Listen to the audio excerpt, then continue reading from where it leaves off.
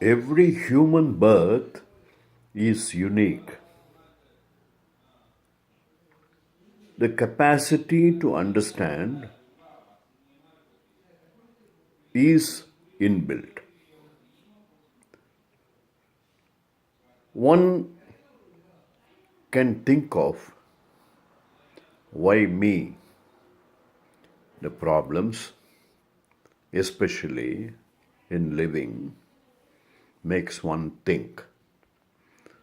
If you are in a position to understand the scheme of things, the creation of a human being, then you are better equipped to understand.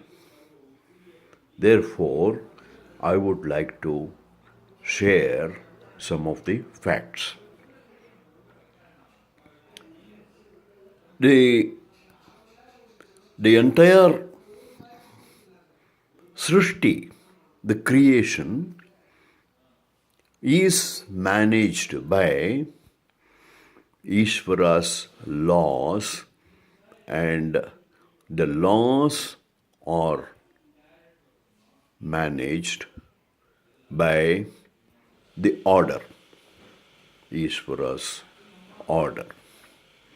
If we know the mechanism and the details of how ISVARA's laws are implemented, and if one can really understand this and own this knowledge, then life and living can be different. Karma is an action. No action can go without the result. And the result can be as per your expectation, less than your expectation, more than your expectation, or opposite of your expectation. But it is a problem for every human being that whenever I do some action, I expect the result as I want. That is the definition of ajnanam, that is the ignorance. We should know that. That is one. And then, when I say that the Ishvara's laws and the order that prevail, the creation, and everything in the creation has no exception of going out of this Ishvara's laws and the order. Say, for example, a person takes birth to a particular parentage.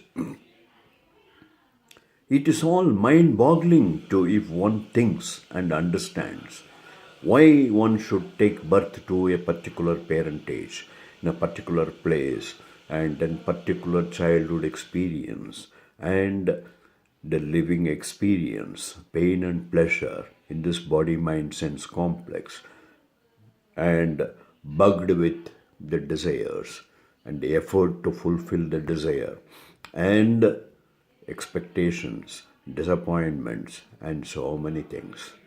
Okay, so this is all the outcome of the karma, the action that is done, that is known as karma, and that brings in the result, whether you want it or you don't want it. That is Ishvara's order. Then, Ishvara does not come to execute the order. How it is done, if one can understand, it is mind-boggling, really. It is the situation that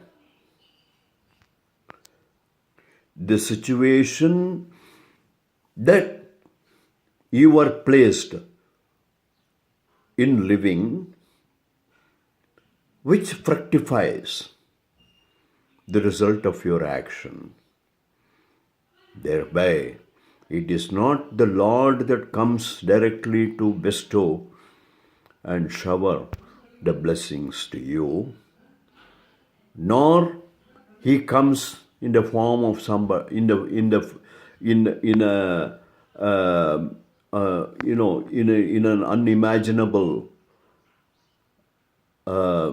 form to give you problems. It is the law and the order. So, if you know that that is the thing which governs the Srishti. And this Srishti, for a particular yuga, it continues, and once the yuga is over, then the entire thing becomes dormant, and then again the next yuga starts. That is how the cycle starts. Cycle starts, stays, and ends. So, this is a continuous process. And as a human being, you are given the capacity to understand, the capacity to know, capacity to decide.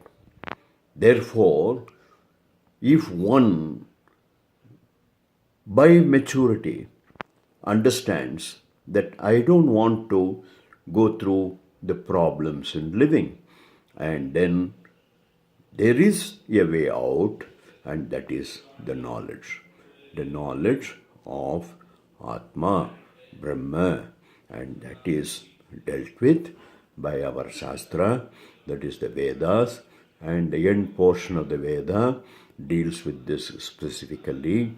And the paradox is that whatever is dealt with in the major portion of the Veda helps you to give the know-how to fulfill your desires, the methodology, the know-how.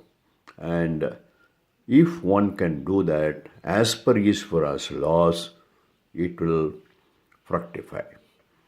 But the same Veda, towards the end of the Veda, known as Vedanta, reveals the know-how for liberation. The liberation is known as moksha. Moksha means liberation. Om.